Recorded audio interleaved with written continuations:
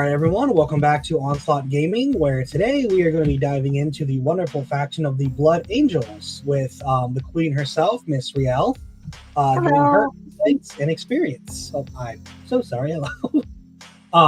If you would like to introduce yourself and maybe, where people can find you. I'm Rielle. I play Blood Angels. I'm the captain of Cunning Commanders, and I have Instagram as Rielle Hammer. And I have a Twitch with the same name, but I haven't been using it very much.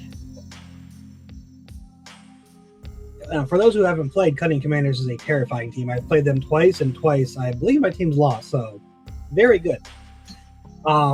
Just personal experience. But with that, kind of, if you want to give us, I ask everyone who comes on, to give us their spiel about, how they got into, Warhammer, and then specifically, of course, your faction of choice. I got into Warhammer back in 7th, like in 2015, with my Pathfinder group, who basically pushed me to play. They told me that if I can DM Pathfinder, I can play a complicated game like Warhammer. Fair assessment. And yeah, and Warhammer was a lot more complicated back in 7th, if anybody remembers how ridiculous the rules got back then. And when I first got in, my friend told me to literally just go on the wiki and to just read every single faction's synopsis real quick. And to pick a faction based on the lore that I like, because the rules change and your army might suck later, your army might be great later. Don't pick your army based on that. Look at the aesthetics, look at the lore, and something that you're going to like for a long time. And I tell all new players to do this. And that's how I fell in love with the Blood Angels. I love the sense that they are these very flawed heroes, that they want to do everything right. They're trying to be good in a sense. But they have the red thirst. They have this gene flaw that makes them feel this wrath, that makes them feel this bloodthirst, and that makes them lose their minds. And they're constantly fighting that to try to be better. And they kind of juxtapose that with this high angel iconography, which I really like as an aesthetic. So that's what really drew me to Blood Angels. If I'm not mistaken, I believe they were kind of almost like world eaters until Sanguinius was found. He's the one that brought that angelic nobility to them. Yeah, so they were they were actually called the Revenant Legion back before Sanguinius was found. And they were a hated legion. None of the other 17 other legions were willing to fight with them. They were constantly fighting alone. They would basically take mass casualties constantly. They were basically just throwing themselves at every single enemy in taking massive losses. And I mean, they were winning their planets and winning their objectives, but it was always at ridiculous losses and ridiculous costs. And they didn't really care about themselves. They didn't really care about the Imperium's overall objectives. And I mean, honestly, it was kind of a depression fueled sacrifice of we don't matter, and we're just filled with rage, and nobody even likes us, and nobody wanted to work with them. And then Sanguinius found them, and the day he met his legion, he bowed to them. And he is the only Primarch who ever did that. And he made these veteran soldiers weep that suddenly their Primarch respects them and their like humanity. And he made angels of savages. Is basically what is said about like the Blood Angels. And so they changed their name from the Revenant Legion to the Blood Angels. The Great Angel turned savages into angels. And they teach their novitiates what are called the 7 angelic virtues. And they train on how to like be good. And so it's kind of like, if anybody's ever played like Skyrim, it's like Parthenax's like, you know, is it better to be born good or to become good by, or to, you know, what is it? Better to be born good or overcome like that overcome great evil to become good. Yep. Yeah. Loving all this other nerddom, Pathfinder, Skyrim. This is the kind of quality gamer we bring to you folks. Yeah. But no, that's a fantastic point. You know, I very much agree with you that it's a game, and so you should enjoy the game you're playing. You know, whether that, like you said, lore, aesthetic. You know, if you're just playing it simply because the rules are good, boy howdy, in 3 months you might be disappointed. Yeah, for sure. Like, I mean, the rules change. And I mean, with how much time to like. Warhammer is very different than other like competitive games. I played Magic competitively before I played Warhammer. Magic, you know, like TCGs, you can just buy a new deck. There's not, I mean, there is a money investment, but it's not very hard to just acquire new cards, leave them up, shuffle, and like, do that. The time investment that you put into your models when you buy models, cut them from the sprue, build them, paint them, all the love and care you have to put into this.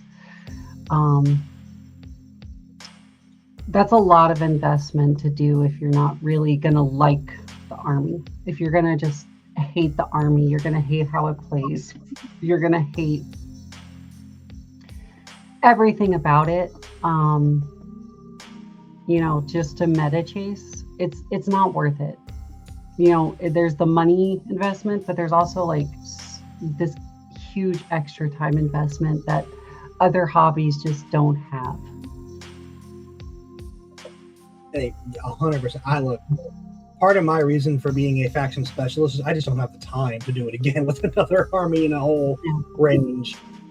But so you found the Blood Angels, you started playing them, you know, buying them, painting them, putting them on table, and you know how, I mean, you're still playing them to this day, so you know clearly that worked out for you. Got a tattoo even. That is some next level dedication. I personally didn't know that, so you know, like I said, like I always say, I learned stuff doing this. Also, badass tattoo. Thanks. I do enjoy the level of dedication that GW puts into each faction's iconography. It is very nice to see, and that it's because they could just take the easy way out and just put whatever on a flag and call it that. But you can really tell Blood Angels it is a drop of blood with angel wings. And even their divergent chapters like Flesh Terrors and a few others have stuff that harkens back to their parent chapter. Yeah, super cool. Yeah, for sure. Like the blood drop is basically everywhere, and then it's just like modifications to it. Like Flesh Terrors is like the blood drop with like it's like a buzz saw. Really let you know what you're in for. Yeah. But so throughout the editions, you said you started back in the 7th. Yeah, 8th was a drastic change from how Warhammer lived to that point. It was. 9th was a massive power spike. It was a continuation of the 8th style with a little bit on detachments being different, but largely the same. Just boy howdy, did they get out of hand with attacks and AP in that edition. And then we came to 10th, which my humble opinion is by far the most balanced, despite its peaks and troughs throughout the last 3 years. No, But I would agree. I think that, I mean, I think people, one of the things like I see a lot on like the online community, and I think there's a little bit of a disconnect between like competitive players and like more casual players. As far as like the constant balancing act that occurs is, you know, like the updates are coming pretty fast, and it's like, it depends on like, I guess, how much you play, if you think it's fast or if you think it's slow. mhm. And if you're And thinking, you know, if you play once a month, you're going to think that the updates are coming really, really fast when they happen every 3 months. And if you play several times a week, you're going to think that the updates are taking forever because you're constantly seeing the same broken crap all the time. it can certainly feel like that. But the truth is, like, I mean, having played through all these editions, 7th GW did not care about competitive or balance at all, and they didn't try. 8th, they still didn't really try. 9th, they only started trying halfway through the edition, and that was really hard to suddenly try and to suddenly care and to suddenly be doing stuff. And the balance patches were not always effective, and sometimes they went overboard, like sudden free war gear and all sorts of stuff. Yep. No, and for sure, it's quite a tonal shift for them as a company, and also for players now, like having the static game now shift on them. But it definitely, I would agree that 10th is so far definitely the most balanced the game has been, and it feels like it. Yep, no, it's been very fun. And you know, specifically with Blood Angels, well, one, you know, they've given a lot of love to Space Marines, which is the mascot faction, if you will. You know, the one that is on the front of all the products and advertisements. So, you know, people, you know, there's a lot of discourse about Space Marines and disproportionate bias and whatever, but they're the flagship army. They're the one. Yeah. They're the one that's on the literal like front of the store. So, but with that, you know, going through, you know, the 10th edition, we started all with indexes. That we've had some Grotmis updates, and I believe that Blood Angels even have their own supplement, you know, of their own rules and attachments. Yep. So you could kind of walk us through what that's been like this edition, in as much or a little detail as you would like. So 10th edition started with just like, we did start with like indexes again, and so Blood Angels were rolled back with the Codex Space Marines and then put as a Codex supplement. So at the start of the edition, it's basically like Codex Space Marines, then you select sub-faction Blood Angels, then you get access to either Space Marine detachments or specifically Blood Angel detachments. And then you can take the Space Marine units, and then you can take the Blood Angel specific units. And then at the start of the edition, we had the Space Marine Index, which was Gladius. And then we had the Blood Angel Index, which was Sons of Sanguinius, which is the +2 strength, +1 charge, one that everybody knows now, and everybody knows Gladius at this point. Very popular. I remember at the start of the edition, I was very adamant about like, I'm going to make Sons of Sanguinius work, even though at the start of the edition it was not good at all. Like, it was terrible. I want to say, if memory serves, it was like initially after the first like few months of data came out, like down to like a 40% win rate, maybe like 38 or something like that. Well, and specifically, and we can get more into this later, it wasn't that necessarily it itself was bad. It was that some of the Blood Angel specific units were not really statted to be useful. And that's also true. Yeah. So a lot of big changes happened later. So Sanguinary Guard were still at the 5 main in the index. There were still 2 wounds. They had no invulnerable save. A lot of changes happened. So I mean that's a huge, massive change because now they're 3 models. They're 3 wounds apiece. They have a 4 up invuln save. And that's a huge change in just how they cheaper with all that. And they're massively cheaper. Massively cheaper. They used to be like 300 points for 6 of them. That at the start of the edition. Yeah. They were 300 points for 5. 300 points. That was absurd. They were in the naughty corner for 9th edition crimes. Yeah. And they just were unplayable. But I refused. I was like, I'm going to play them. I'm going to play 2 squads every single game. I don't care. So I played Sons of Sanguinius for as long as I could, for like 2 months. I want to say 2 or 3 months, and I could not get it to work. When the first U.S. Open happened in 10th, it was U.S. Open Tampa that October. Yep. I had pivoted all the way to Gladius because I was just like, I cannot get this to work. And I felt really bad about it, but I did well at US Open Tampa. I think I got 18th place, I think. That is extremely good. And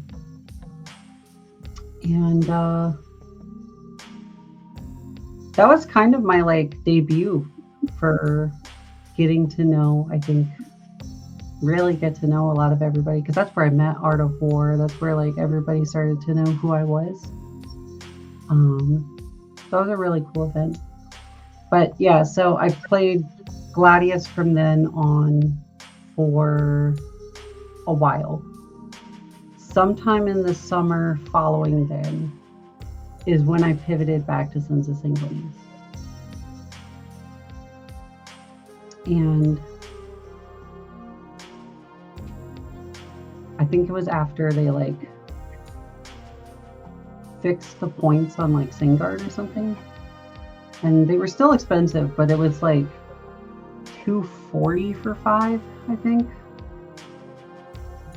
Mm-hmm. And so I hold one of their small squad, or could upgrade it 2 other things for the price reduction. And so I flipped over back to Sons of Sanguinius, and I knew the Codex was coming back out. And so I played Firestorm after US Open for a little bit because I thought Strength 12 or Strength 10 Melta was really, really good. I played that for a while because of the Librarian Dreadnought that Blood Angels used to have. But people are gonna be like, the what now? And they'll start going through the app.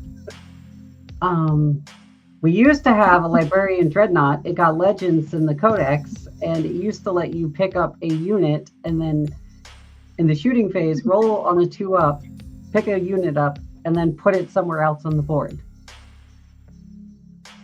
And I used to just grab this is so when people say Blood Angels are a melee army, I used to play a very hybrid list with literally 1,000 points of shooting because of the Librarian Dreadnought, because I could go, what do you mean?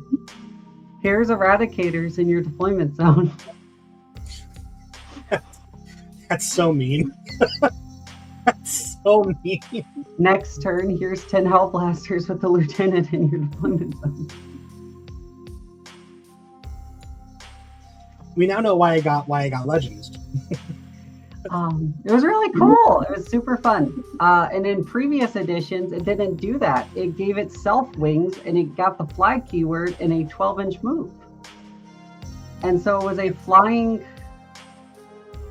Dreadnought. Melee beat stick. Yeah. But yeah, so I played that with Firestorm because I was like, oh, I can easily get stuff within 12. So then after that, I got bored with Firestorm, pivoted back to Sons of Sanguinius, played that for the rest of, that would have been 24. Yes. And then played Sons all the way up to Crucible. Crucible weekend, which was like, was the same weekend that the Codex came out. It was really funny because I was at Crucible in my hotel room reading the Blood Angel Codex and then coming downstairs to play Crucible every day. With the index, because it was the last weekend the index was legal. Mm-hmm.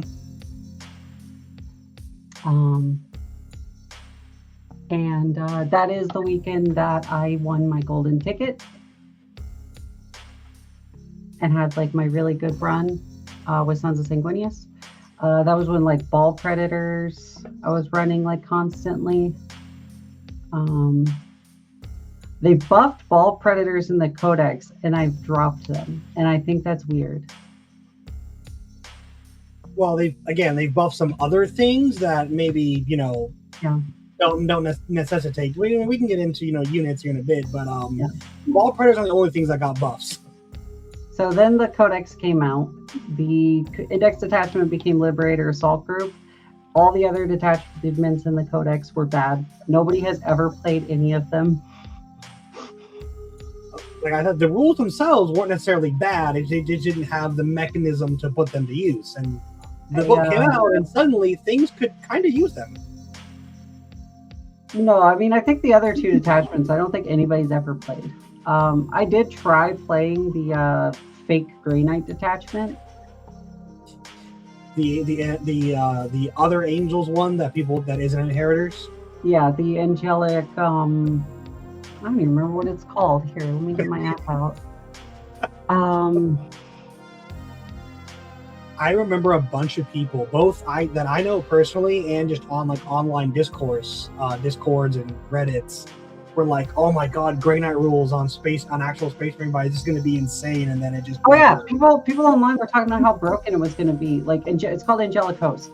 Oh yeah, I saw people talking all the time about how broken it's going to be, and I'm like, it's not. We don't have the units to make it broken. It's bad. Yeah, if your entire plan is, gosh, I hope I make some 9-inch charges every turn.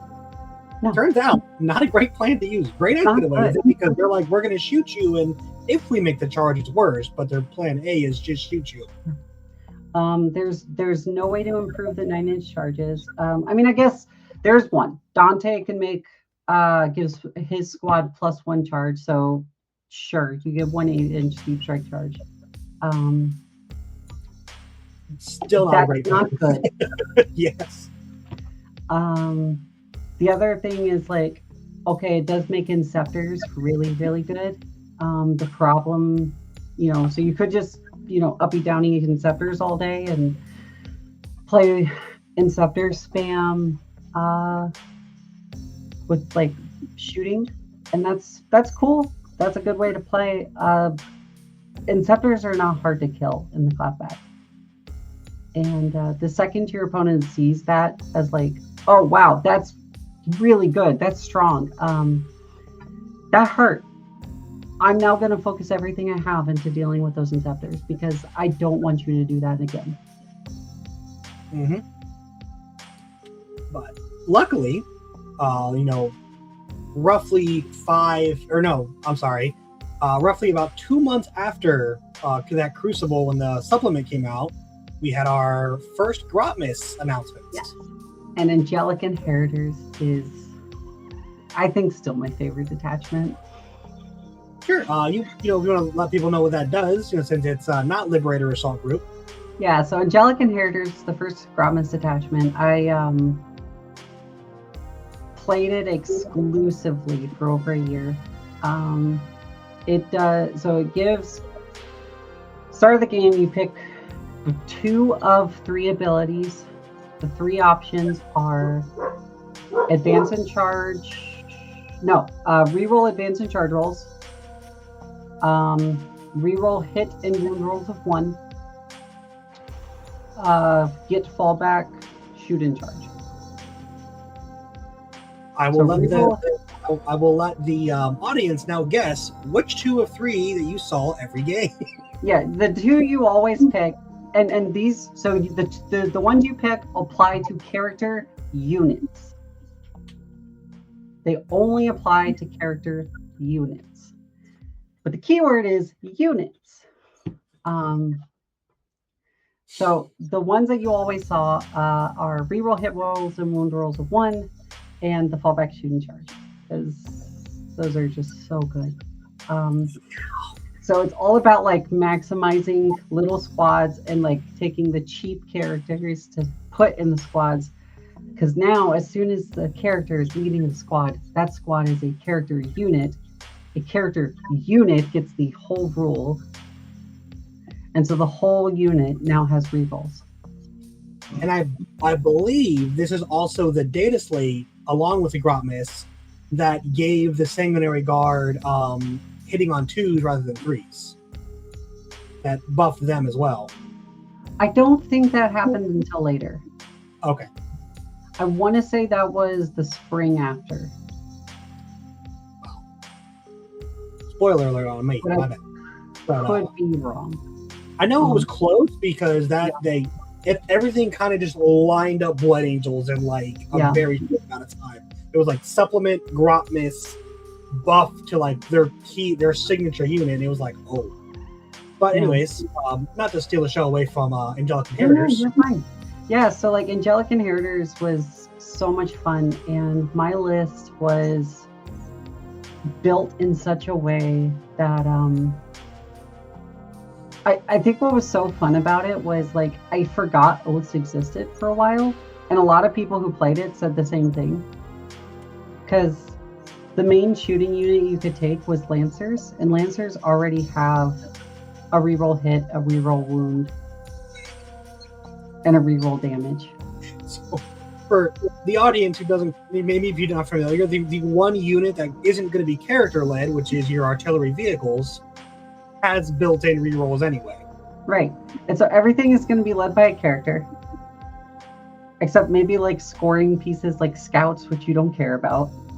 They're going to sticky some, or they're going to scout and screen and maybe go up and down and score like behind enemy lines or something. Right. Everything has a character, so everything just has rerolls. So like you just forget oaths exists and matters. Which is a hell of a humble brag to say. Yeah. One thing that was really funny about the detachment that I thought was really funny was it was an honest detachment. It doesn't have advance and charge. A lot of people think it does. They see, oh, you're playing Blood Angels, you have advance and charge, and I'm like, they're always like pre-measuring and stuff. And I'm like, no, it's the one detachment that does not have advance and charge. I am guilty of that. I've played it multiple times, and every time I'm like, so what's your advance and charge? They're like, I don't. I'm like, yep, cool. And there are no units that have native advance and charge outside of Mephiston. He's the only one. Which he gets brought in this detachment. It's one of the other things I love so much about this detachment is characters that are bad in other detachments that I had to drop. Suddenly their like stock went up and they became really, really good again in this detachment. And that's Mephiston and the Sanguinor.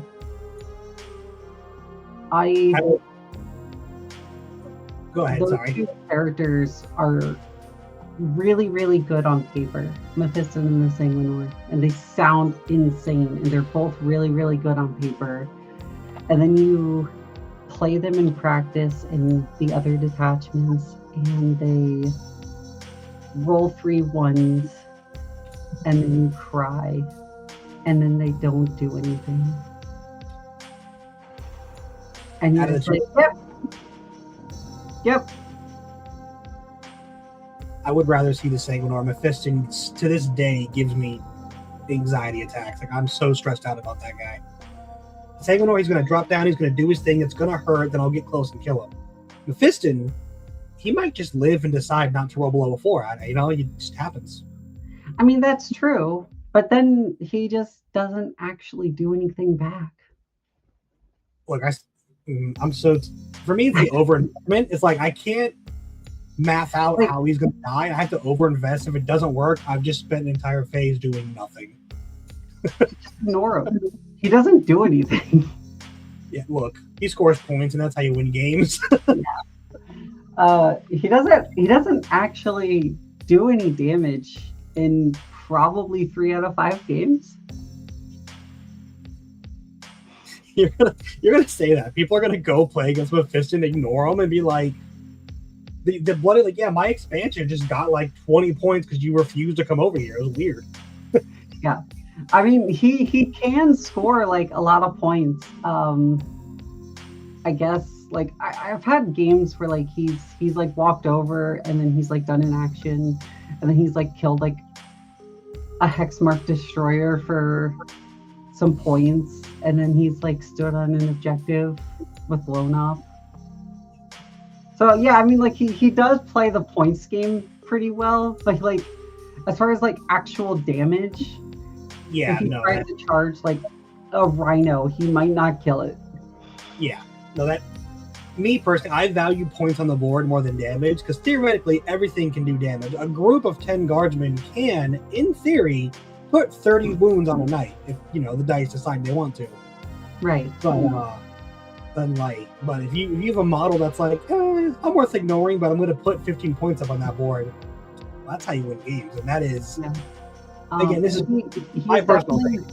He's definitely an interesting model with like how he like sometimes lives and sometimes he just dies. Because I've had games where I'm playing against guard and they just open up with like a bolter salvo into him and then he just literally dies.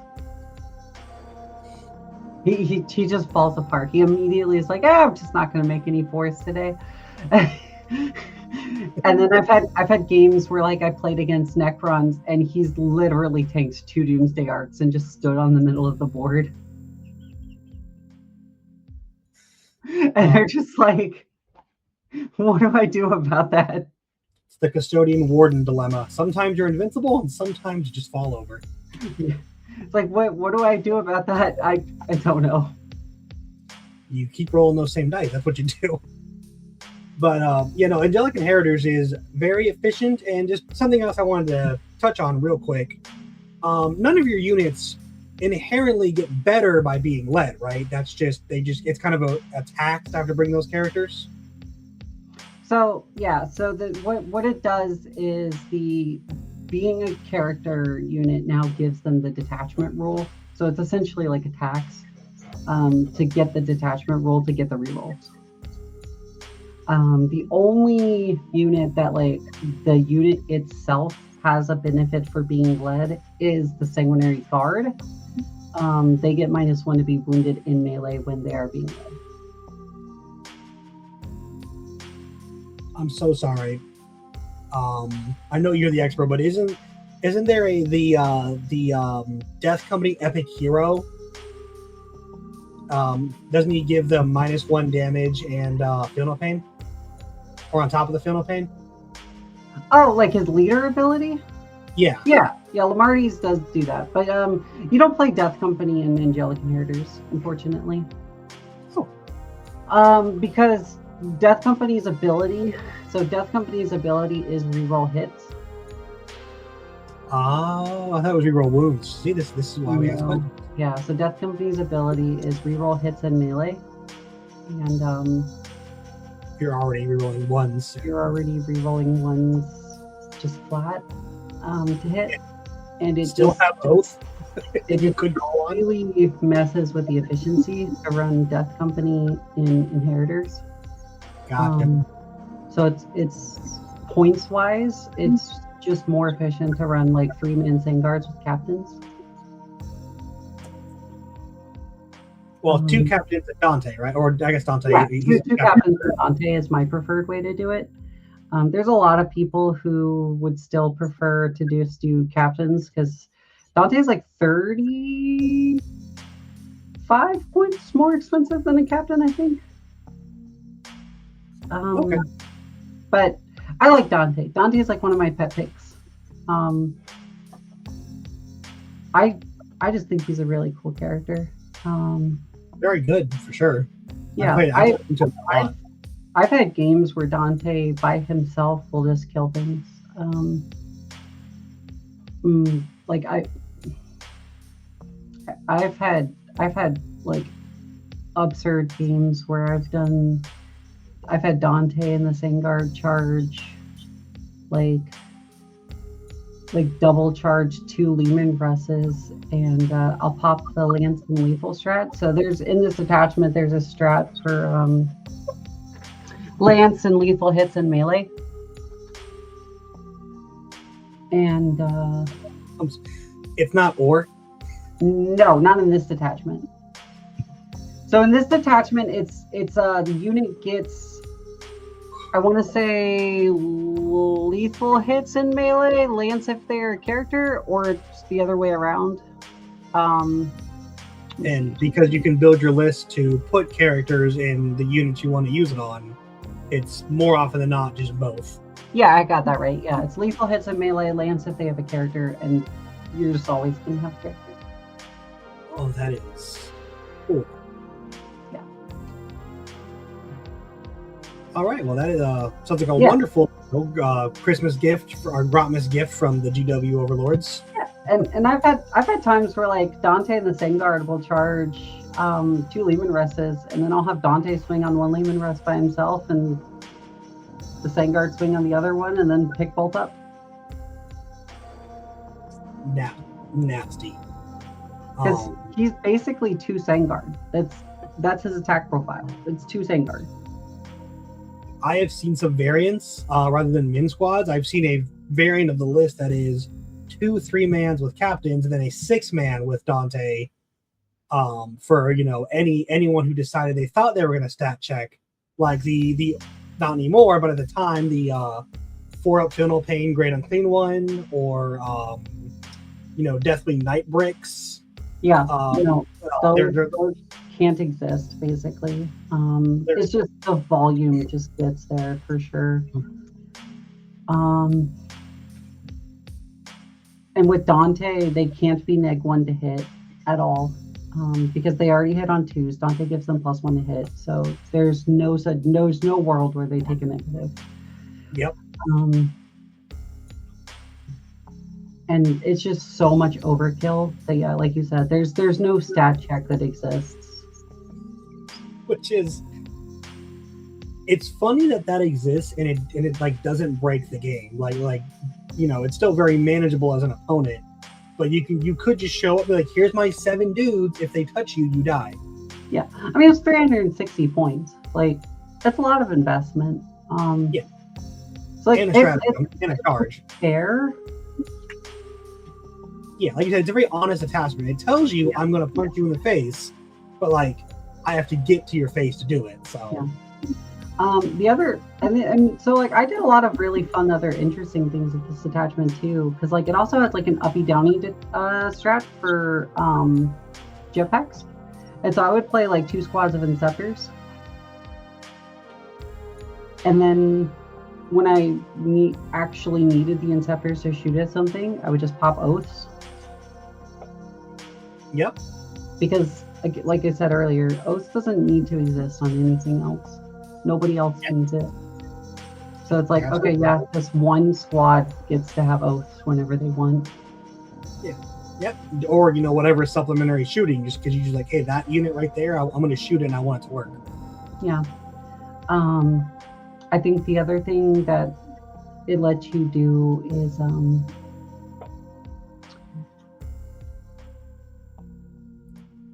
let you bring like interesting shooting units. I saw a lot of people play like Devastators with like an Apothecary, because an Apothecary is like a cheap 50-point character, and then okay, cool, now they get rerolls and they can't be tagged because they get fallback shoot and charge.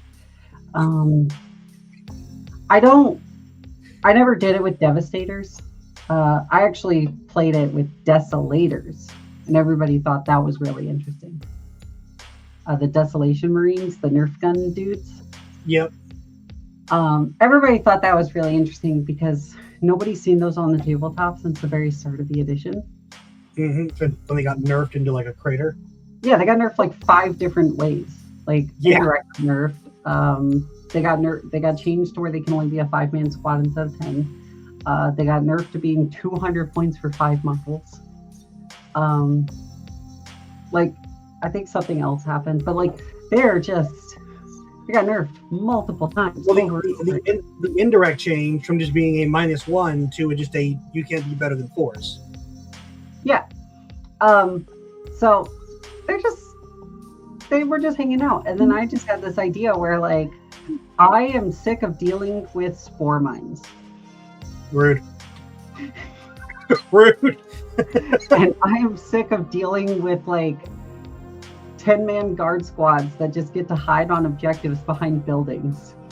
Yep. Or 5-man witches or sisters split up mutilators. Just all those little things that like aren't like lethal, but man, they rack up points real fast.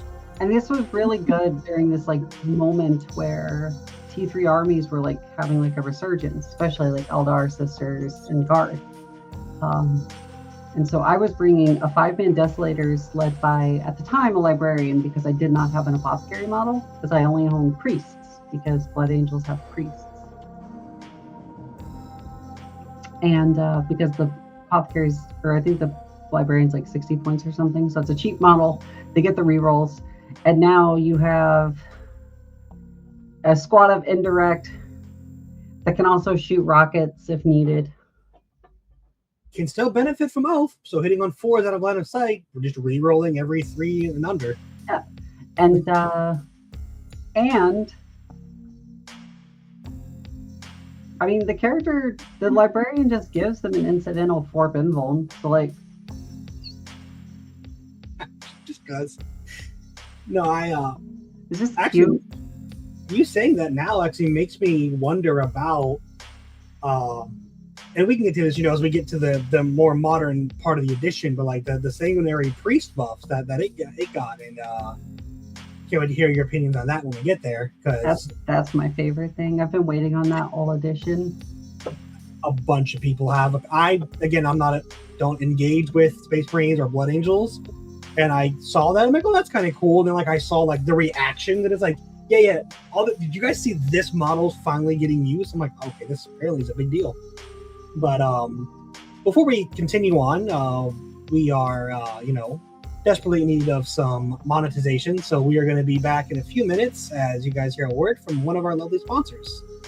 Stick around, as we are only roughly, halfway through this edition and, Miss Rielle's journey with Blood Angels, and there is a lot more to come. So we'll see you guys in a minute. Now with a word from our sponsor, Baron of Dice. Baron of Dice is your one-stop shop for premium wargaming dice. Our dice are made with premium resin materials and colored dyes. Each die is hand-mixed to the desired result and then carefully swirled with 2, 3, or 4 colors in a silicone mold before being laser engraved with a wicked symbol and finished in a matte or gloss polish. There are no imperfections in our dice, no balancing issues, no micro bubbles or mold lines. This is the difference between. You can, quite literally, feel and hear a difference with our dice. Whatever game you play, whatever style your team or faction rocks, we're sure to have something to elevate your game. With over 500 styles and over 4,000 customer reviews, welcome to the best dice on the planet. Now back to our show. All right, everyone, welcome back, and be sure to check them out as they are doing wonderful work supporting us. But we left off, talking about Angelic Inheritors, and feel free to continue. As you said, you played this for quite a while after it was released, so continue leading us on your journey. Yeah, so I played it for the full year after it was released. Rage Curse Onslaught came out the previous Christmas, or the following Christmas.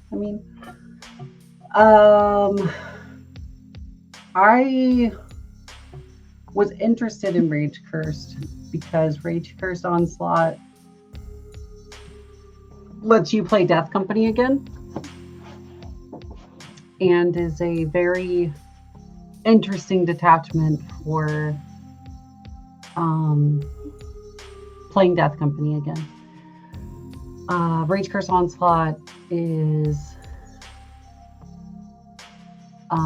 melee rerolls, wound rolls of 1 army-wide, and when you charge, you get +1 attack. If you're battle shocked, you get an additional +1 attack. That was going to be is that the one that kind of didn't incentivize, but like gave you bonuses for battle shocking yourself? Yeah. And then there's like 3 strats, I think, that can like battle shock you. The biggest one, the biggest like golden strat in the detachment that is like worth talking about is Limb from Limb, which is which pushes any unit like damage numbers like just way up. Gives the unit +1 strength and or +1 AP, and you can battle shock yourself to get both. And they all these yourself and you charge, you get +2 attacks. So you're +2 attacks, +1 strength, +1 AP. So you're like a 3-man Sangar team would be charging in with 18 attacks. If you're swinging swords, AP 4. If you're swinging spears, AP 3. Strength 7 on the charge. Like Lance if you're with the spears, because they're spears. Lance if you're with the spears. And so like you would run the spears, because the biggest drawback to this detachment is that there's no lance strat. It's the only detachment without a lance strat. You take the lance too? So you have to find so it heavily incentivizes getting access to lance just built in, or some sort of +1 to wound. And what better way than Death Company, who need chaplains to exist on the board? And chaplains already give +1 to wound. Oh. And then you think about it, the Death Company rule is reroll hit rolls in melee. The detachment rule is reroll wounds of 1 in melee. It's a match made in heaven. So it was just like this beautiful detachment that says, please play your Death Company again. They have been on the shelf for way too long. And I'm not sure, I might be confusing you, but isn't there a Death Company Dreadnought as well? There is. It got neutered. Oh, okay. Right. I have opinions. I'm so sad about it. So there was a Death Company Dreadnought pre-Codex, which was like a little box knot type thing, which was the same kit as the Librarian Dreadnought that is now Legends. We actually had 3 unique Dreadnoughts. The Furioso Dreadnought, the Librarian Dreadnought, and the Death Company Dreadnought. And the Death Company Dreadnought had a really cool rule. My buddy Kirk, who was with you on your Tyrannid show, hated that thing. He has played against it multiple times because it had the endless fighting rule. One second, and I will let you explain. I just want to caveat: the rule itself isn't what was broken.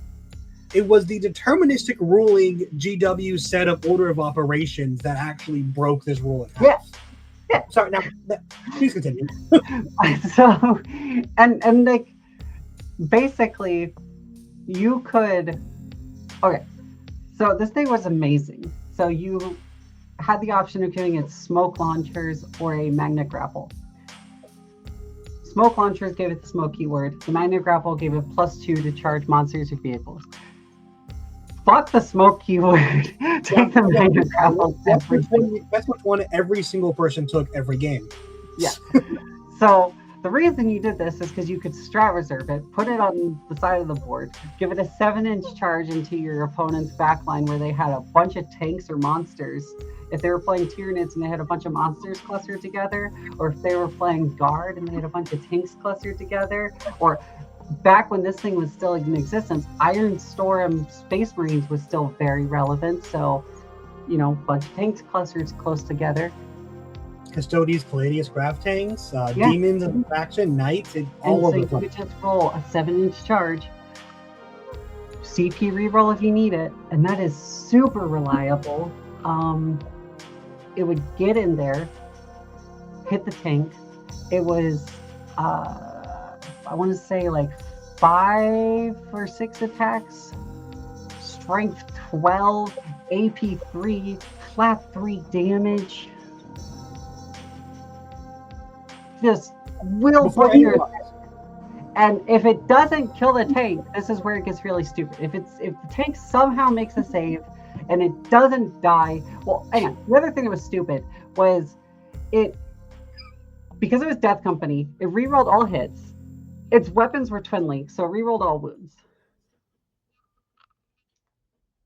If the tank or monster somehow lived through that, on like 2 wounds left or whatever, it was very unlikely that a tank tread attack was going to hurt a dreadnought. Let alone kill it. But because the dreadnought had this rule that if every single time it was attacked, it was allowed to fight back, it would get a second fight activation immediately. And then it would kill the tank. And a part of the clause of fight activation was a consolidate move, where it would then consolidate into another tank, which would then be forced to fight it. Because you're not allowed to say no in the fight phase. And guess what rule that would trigger again? It would just keep fighting. And suddenly, this like 150 point model would pick up like 400 points of tanks. And take like 1 or 2 wounds for its troubles, maybe. And it was beautiful. Because, correct me if I'm wrong, being Death Company keyword, doesn't that also give it the Death Company Feel No Pain? Yes. Yeah. So, if a tank tread got through, or it was T9, 8 wounds, 2 up armor, 6 up Feel No Pain. And Armor of Contempt, because Space Marine faction. Yeah. So, yeah, no, the only restriction, the only thing you could do, because it was about a 3 to 4 inch circular base, is put your models 8.5 inches apart and just make sure he could not get into melee range. If you didn't do that, it would just bowling ball its way through your line of stuff. It was just like pinball, just do. I'm gonna keep fighting.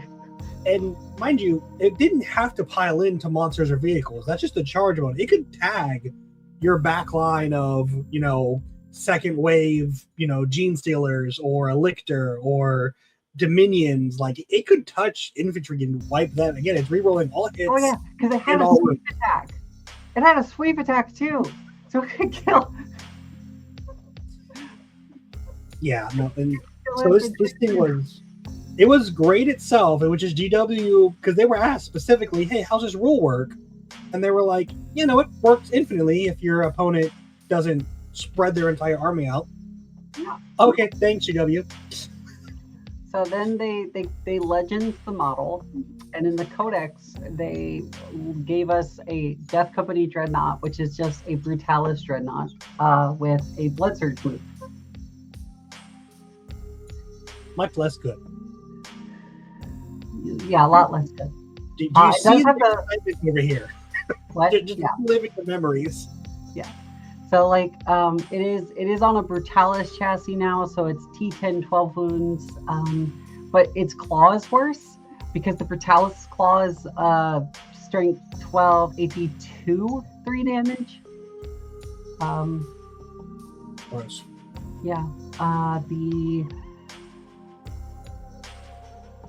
whatchamacallit. As an almost completely AP2 army, I feel that. Yeah, AP2 is just a rough place to be. I liked having the AP3. AP2 and melee especially is real rough. Yeah, for sure. Then the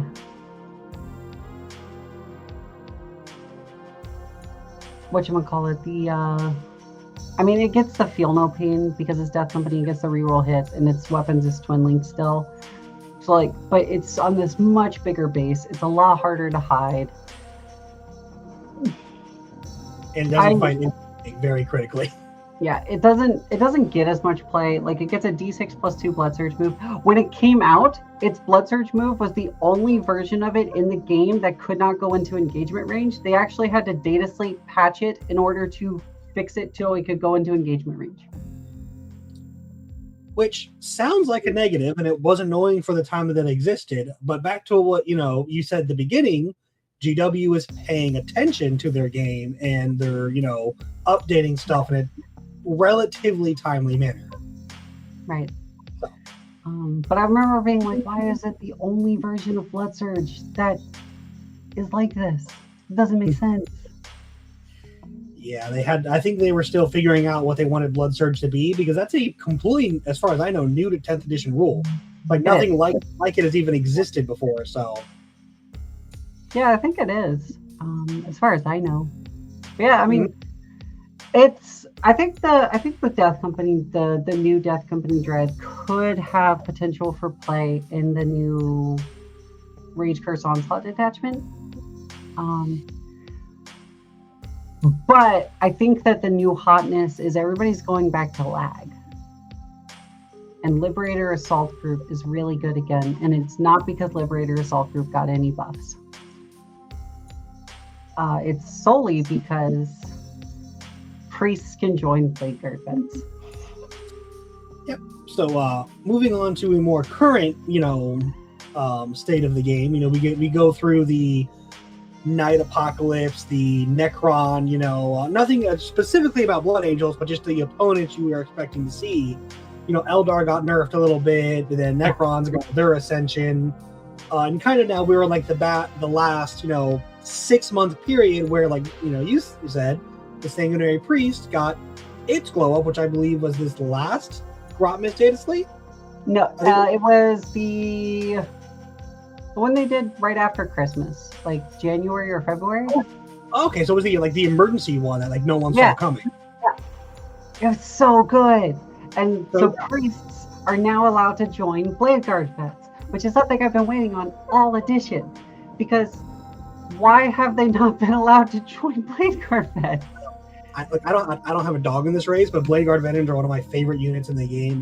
They're so cool, and I've been trying desperately to make them work all edition. I have tried so many times to put people have seen me probably try Chaplain with Blade Guard vets and an Impulsor. I've tried just running them up the table with a Chaplain. I've tried different things with Blade Guard vets. They're just not, they just never were good. I then go and I look at Singard and just be like, I could just run more of these. Or I look at Jump Intercessors and I'm like, I could just do that. run more of these. So why does it take so much work to make these guys good when but they're so cool. They're one of the coolest models in the game. I do agree with that. Two-prong list. We'll start with the Blade Guard, because they've been around longer and they're, I assume, going to be a quicker review, and then we'll get into the meat and potatoes of the Sanguinary Priest and kind of what it is bringing and kind of how this all feeds into Liberator Assault Group as a package. So the Blade Guard vets are 3 or 6 man. They just have Mastercrafted Power Swords, Strength 5, AP 2 damage, 4 attacks each. The biggest thing about them is every single time in the fight phase, they either pick to reroll hit rolls of 1 or invulnerable save rolls of 1. Mm-hmm. So they're 3 of armor, 4 of invul. So if you have even AP 1, they go to their invuln, and then they can reroll invulns of 1. My opinion, always reroll saves. It's like always better. That durability increase is absurd. Yeah, and the fact that it's an invuln save means you're always getting the 4-up. Yeah. So you're getting the 4-up, and then you... I mean, unless you're going against something that doesn't have melee, like if it's something that's like, guardsmen with like close combat weapons, then I guess you reroll hits, with your judgment. But like 9 times out of 10, they want to reroll saves. Mm-hmm. Then the priest is +1 AP to melee weapons. Incredible. And 5-up feel no pain to the squad.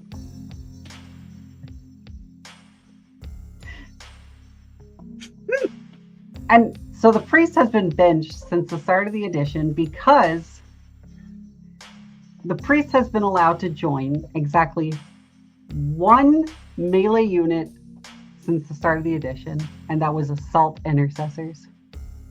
What? Assault Intercessors, not even the jump pack ones. Yes. Yeah. There used to be, before the Codex came out, a jump pack priest, and people did take. I did. I played a jump pack priest with jump pack Assault Intercessors, and it was really cool. And then they legends it. I always knew Blood Angels as the jump pack army, whether it was jump pack with like Melta pistols or with Thunder Hammers, it was jump pack. Yeah. Yeah, they legends the jump pack priest. I'm very sad about it. I think they should bring it back, especially with us being the poster boys of 11th. I was like, we got Armageddon, and you guys are front and center, so it could be on the table. Yeah, but right now, after that, like priests benched, and priests are my favorite models. Priests in the lore are the ones who like maintain the noble blood of Sanguinius. So they're like my favorite units. But having the 5-up feel no pain on top of the 4-up invuln just has this unit that has the potential to be ridiculously durable now. For those of you who don't know how the math breaks down, a 5-up invuln into a 5-up feel no pain is roughly equivalent to a 3-up invuln by itself. Yeah. Now imagine a 4-up invuln into a 5-up feel no pain with re-rolling 1s on that invulnerable save. It is like a 2.5-up invuln. It is incredibly durable. It is so good. And they're 3 wins apiece. So even if like one goes through, like oftentimes like most profiles in melee are like 2 damage, right? So like even if one goes through, like, and I flub the save, I flub both, feel no pains, the guy's still alive. You gotta do it again. And you gotta do it again. And there are times where that guy's on 1 wound, and then I flub the save, and then I'll roll both feel no pains, and that can just happen. Like a tank shock or grenades gets a lot less, consistent because I rolled a 5 and 6. So it does. I felt kind of bad for my opponent I played an RTT this last Saturday where I felt bad for my last round 3 opponent where he jumped forward with swooping hawks, did the swooping hawk grenade thing, and then died violently. Well, yeah, but the swooping hawk grenade thing, I rolled the feel no pains, 1 damage went through. Blaker was standing there. Oh. He goes to proceed. He has a squad of the new Corsair jumpy guys. They go, okay, fine, we'll throw a grenade with the strat. Rolls feel no pains, 1 more damage. So not even 1 model is picked up. And I was like, I'm sorry? That's That's a kind of a feels bad. And now, what does and then they just delete everything right there. They just go, ah! Because I was just going to say, what does lag give them again as an attachment rule? So Just to refresh lag your memory. attachment roll is on the charge. They get +2 strength and +1 attack. So that puts them to 5 attacks. So with the priest, with the whatchamacallit, on the charge, that would put them at 5 attacks, strength 7, AP 3, 2 damage. And for those of you who don't know, heroic intervention does count as a charge. You just don't get to fight first effective charging. Yeah. So I make heavy use of that. Yeah. No, this gets, so it's a 6-man is 30 attacks at 7-3-2 on 2s, potentially 4 rerolls if Oath was called. No, they hit on 3s. They do hit on 3s. So that is, okay. Yeah. 3s, but you could either reroll 1s to hit if you really want to make sure they're dead, or just all of them if that's your Oath target. Because again, it's not +1 to wound Oath because you are chapter or codex divergent, but it is still rerolling all of them. And lag has damage enhancing stratagems. It does. So it does have a lance or lethal strat, or battle shock yourself to do both. But there is no benefit to being battle shocked in lag, unfortunately. Like there is in Rage Cursed. Other than just obliterating whatever it is you The target, yeah. But hang on. The priest has an ability where it can be a double leader if the other leader is a captain or a lieutenant. So I add lieutenants to all my Blade Guard squads. And what do lieutenants do by chance? Fallback, shoot, and charge, and lethal hits. My blood pressure is just slowly going up over the course of this conversation. So now I don't need the lethal hits half of that strat. They just get the lance half. And Blade Guard are elite infantry, so they are 2 OC, not 1, even though they're not battle line, right? No, they're still just 1. But it is, okay. With the 2 characters and the 6 of them, it is an 8-man squad, so they out OC a lot just with their presence. Like I said, I don't do Marines, so I know Terminators are usually 2, sometimes 3 if they have the banner. I wasn't sure if Blade Guard fell into that same category or not. No. No, the 2 OC stuff that I usually run is like Sing Guard and then like Intercessors, but that's about it. Okay, that's the elite unit. I know a lot of armies have like a unit or 2 outside of battle line that get the extra OC treatment. Yeah. Yeah, for us it's the Sing Guard. Which makes sense. They are kind of the like, we look and see the art, the like iconic unit. Yeah. So with that, you're kind of back on lag from Inheritors, testing out this little package. Yeah. So immediately I saw it and I'm just like, okay, so 18 Blade Guard, how many points is that?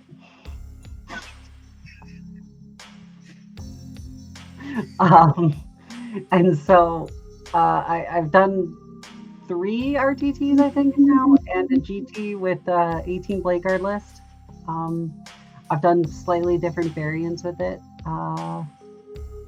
I've done pretty well.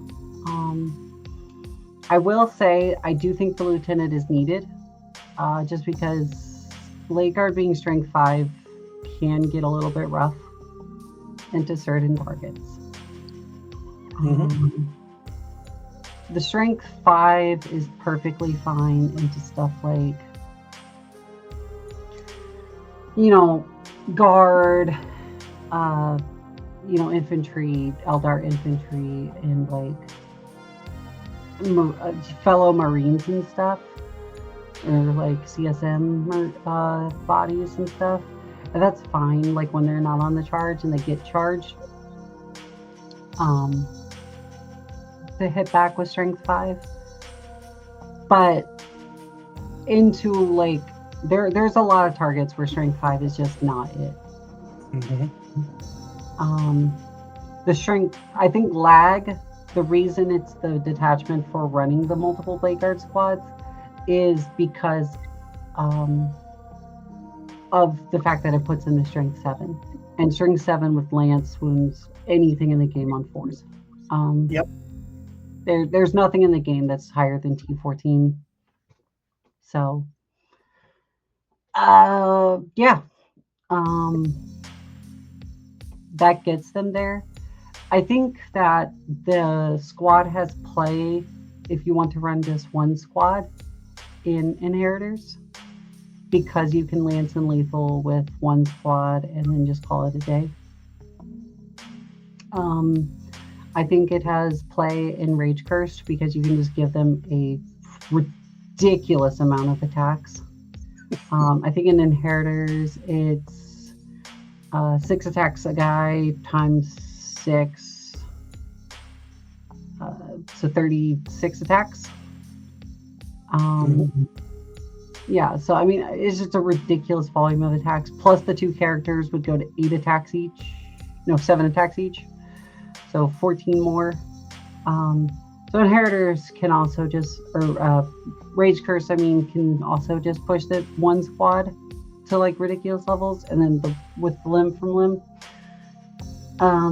And that can put them to strength 6 with the limb from limb strat, and then the extra AP could go to AP 4 if needed. Yeah. Blade Guard, not Blade Guard, what's it called? The Ultramarine ones. Victrix Guard, AP 4 is real nice. Yeah. So it could be absurd in like those kinds of detachments, but I think it's only good with like the one squad. I think where lag makes the squad shine is you're allowed to run 2. You're allowed to run 3 if you really want to. Because they all can get the strength buff. They all can get the the effective buff that you need to make them actually work and to actually be effective on the table. Whereas like Inheritors is only making them effective once a turn. And it's with the strat, so it's obviously only one squad. Yep. And for as good as that is, it is an expensive package to be a one and done type deal. Yeah, it's 300 points for the 6 and the 2 characters. Yep. So it's a little bit over a 1/7 of your army. It's not nothing. Yeah. And then, assuming you decide to put them in any transports, the only transports that are big enough to fit them is like a repulsor or a land raider, and now you're looking at 180 to 220 points. Yep. So you're almost at a 1/4 of your army just for that package. Yeah. But with the new Land Raider detachment, there might be I was just gonna be like, so in lag, 2 to 3 Land Raiders. No. I've skimmed that new Land Raider detachment, the spear, whatever it's called. Tip of the spear or whatever it is. Yeah. Spear tip of claw or something like that. I think it's good. I think it's absurd for Space Wolves, Templars, Ultras, maybe Dark Angels. That's still a maybe. I don't think it's as good for these like Blade Guard bricks or the way Blood Angels want to play. And the reason is because it's a CP intensive detachment that requires the data sheet itself to be good without any extra support. My hot take is if you play the detachment and you don't get to be the defender, and your opponent has any infiltrator unit that's more than one model, it like cuts out half of that detachment's game plan. Yeah, because it just says do not alpha strike me, potentially even beta strike me. We're gonna play a fair game, and now you're like, oh, now I'm just playing fair with Land Raiders, and that's a lot. Honestly, too, like I think the detachment's also gonna struggle into like, and I've seen you play Vanguard Onslaught like NIDS to real effect, like was a jail list, and like a Vanguard Onslaught NIDS jail list is gonna punish this detachment. Yep. Yeah, no, I agree. I don't think it's as cut and dry as like, oh my god, these rules are broken. It's going to win everything. I also don't, because like, hey, if you're playing it and you get the defender drop and you put your 5 infiltrators or scouts, to carve your spot where you can move your land raiders early. That's still super scary. So Yeah. But like, to your point about Blood Angels, do Blood Angels have any? They don't have any like automatic CP gain, right? That's not something you guys do. Yeah, so I mean, and that's why I don't think it's like as strong like for us, is because we have nothing to gain extra CP. Got it. Kind of tangenting on this topic, you've talked a lot about different units and kind of how you can take and use them, transports, to make stuff work. I know we're getting ready for a new edition in like the next 30 to 60 days, depending. But there's still some wisdom that can be carried forward. What kind of layouts do you kind of like hope for or kind of look for when you at events you want to go to? So like, I mean, for the GW layouts, I think that the most. So I'll start by saying I think like the most fair layout in the game is layout 1. I agree. Yep. And my home table is like currently set up to layout 1. I like layout 1 just because I do think it is so fair. And I think it's an honest layout. I think that it gives perfect staging opportunities. I think it gives good lines, like angles for shooting armies. It gives staging for melee. It gives it both ways. It's very fair, and I like seeing it. So if I show up to a tournament and I see that, I'm very happy. I'm okay with layout 1. I've played team tournaments where I've got stuck on layout 1 literally 4 out of 5 games, and I've been happy with that. That being said, I despise layout 4, and I think everybody does. Yeah. I've even met people who like play shooting armies who despise layout 4. Like, it's not a fair layout. It's not, and even with shooting, depending on the deployment zone you get, it might not even benefit you there. No, that's the thing. It still might not benefit you because you just can't hide anything at the start. Mm-hmm. And the angles are weird. Like, they're super weird. Like, there are times where like I have played and like you think something's hidden, and then like you step to the side and you're like laser, and you're like, yeah, yep, oops. I guess I can see that. Guess it's just 20 inches of sight right here. Great. Yeah, and you and your opponent are just looking at each other like, you know what? I'm just gonna let you take it back because like that's stupid. And it's not a fair layout. It's a bad layout. I cannot believe it's lasted this long in the balanced like slate. Like, it's crazy. I hate that one. Yep. The dream layout is layout 7. I mean, that is the melee layout. Yep, it is. Very good. That one center piece that's like 30% away from the center on each side, just good. That's the dream layout. Layout 7, even layout 8 are both like really, really strong like melee layouts. Layout 8 is no longer like, a lot of people still have like a memory of the start of the edition layout 8. Got rid of that one piece that's like kind of like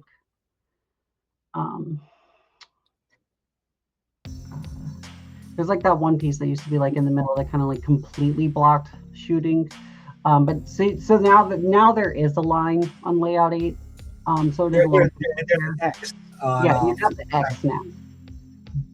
What I love when I talk to people, because I play Vanguard NIDS, but I play NIDS with guns every Exocrines, and I'm like, if I see I'm playing on layout 7, I will cut the execranes and just bring all melee. If I see it's layout 8, guns go back in immediately. Yeah.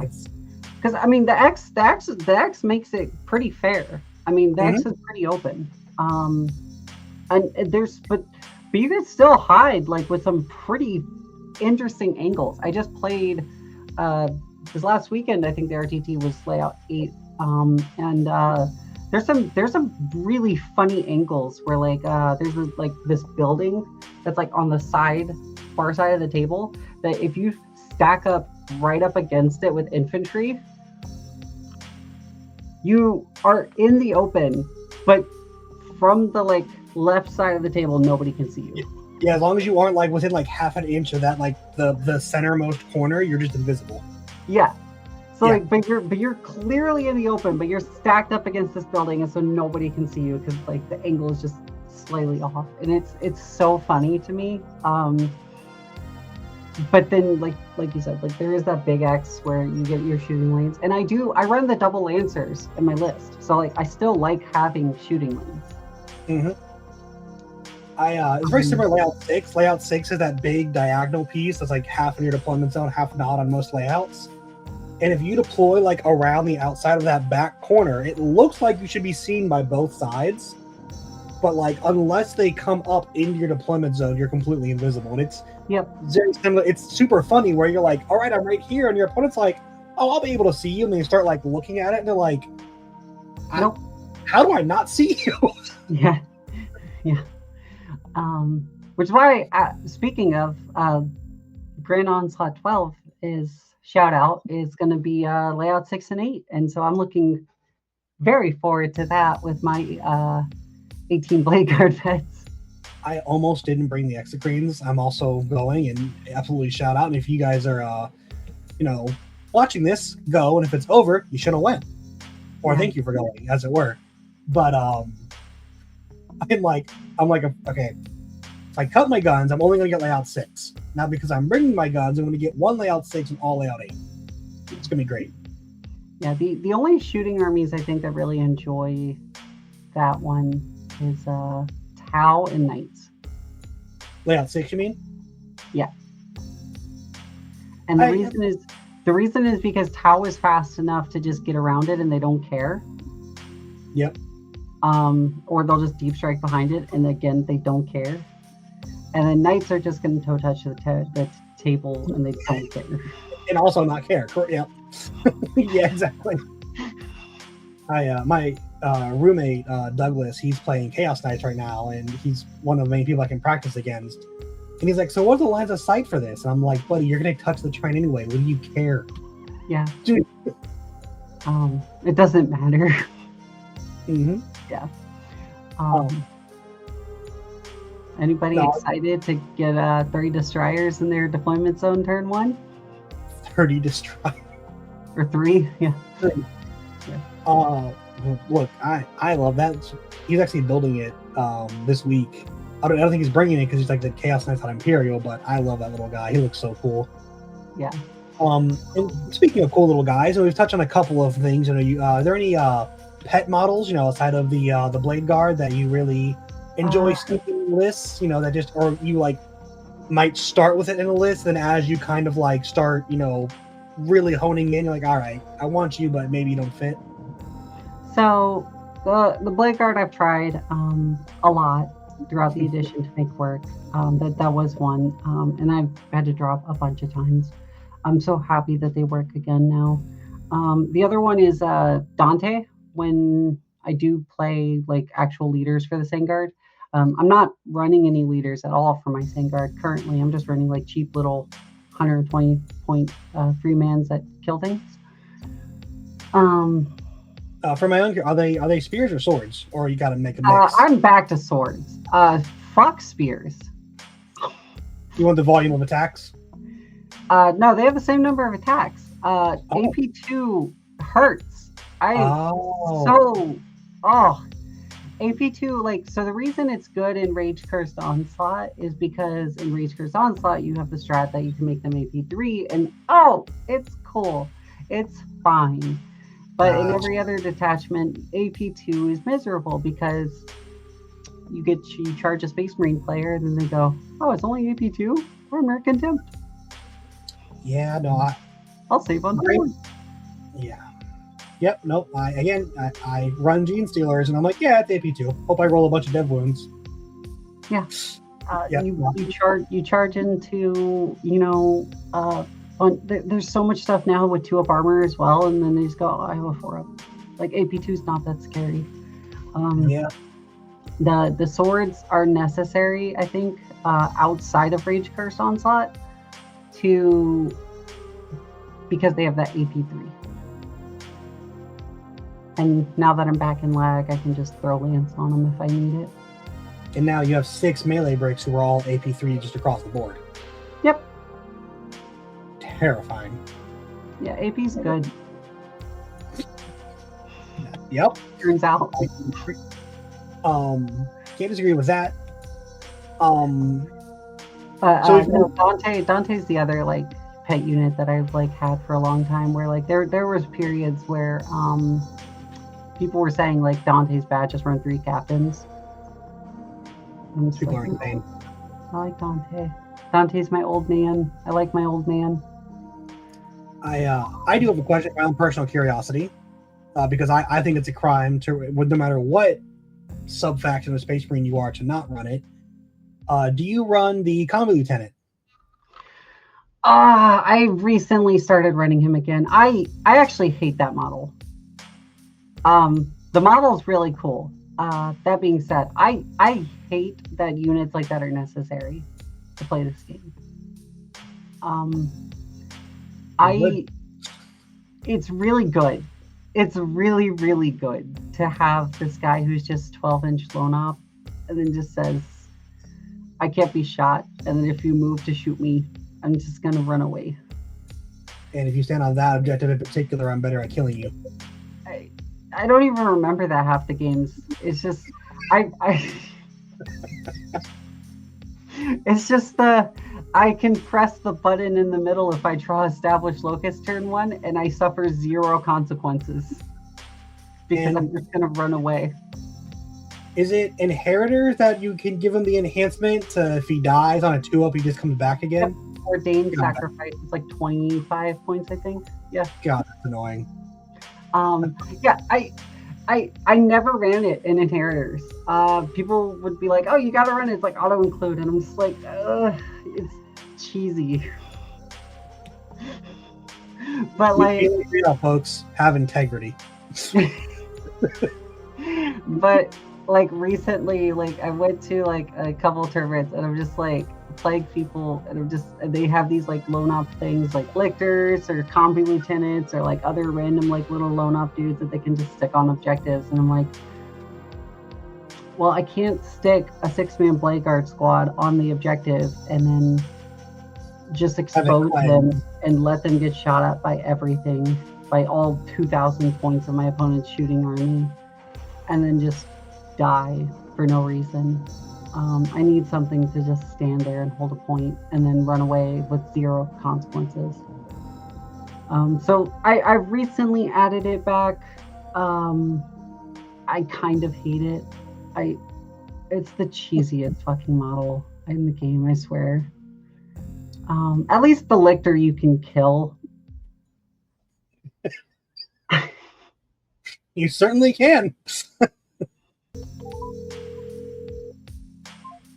Like, I can kill a Lictor. It doesn't, but I can't kill this guy. Like I think my last RTT he died once.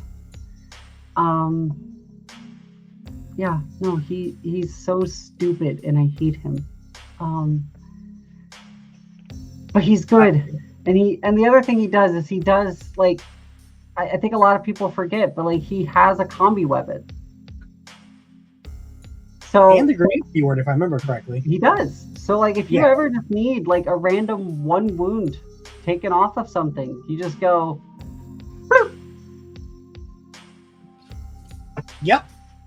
And if you're an Inheritors, he's a character, so jot that down. No, I wanted to ask. I know some people dropped them since the points update. Some people are like, I'll just find room elsewhere. So I was, curious about your opinion on the matter.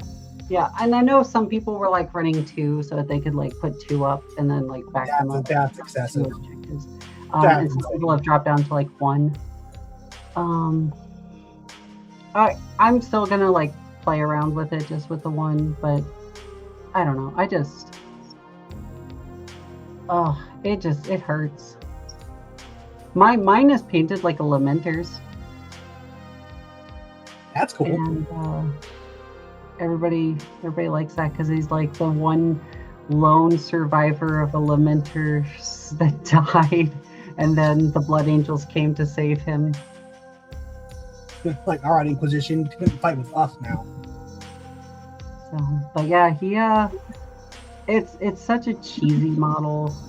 I don't really like playing with cheesy shit. I don't like doing it.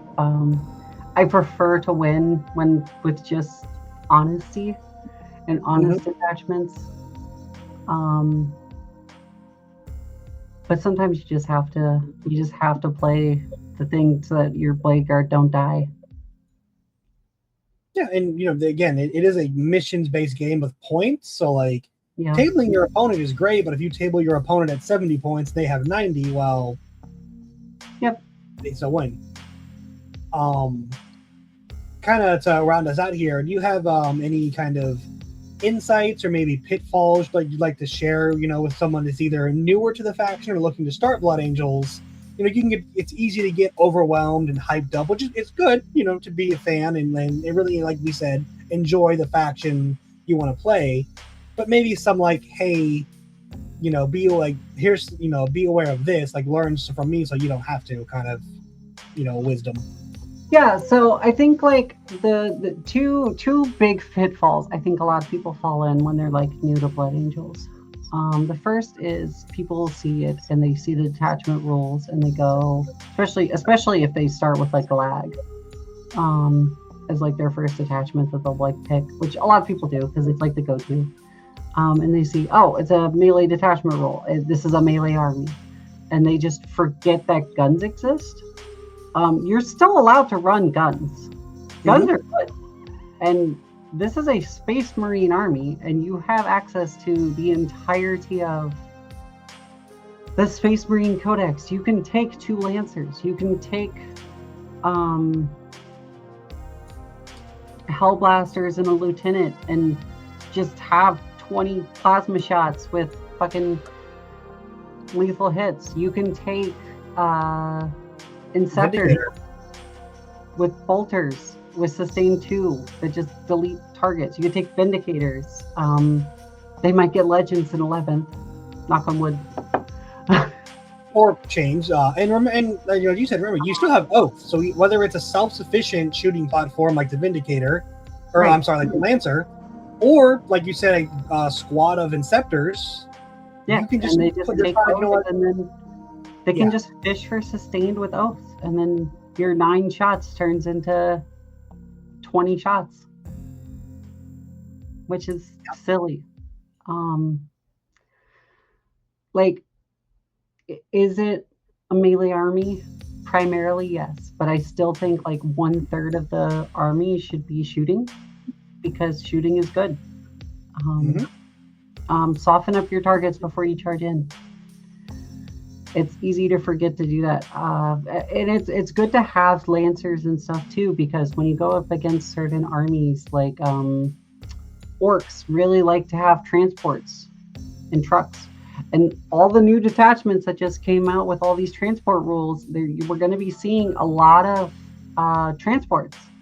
Yep. And you need stuff to pop those transports.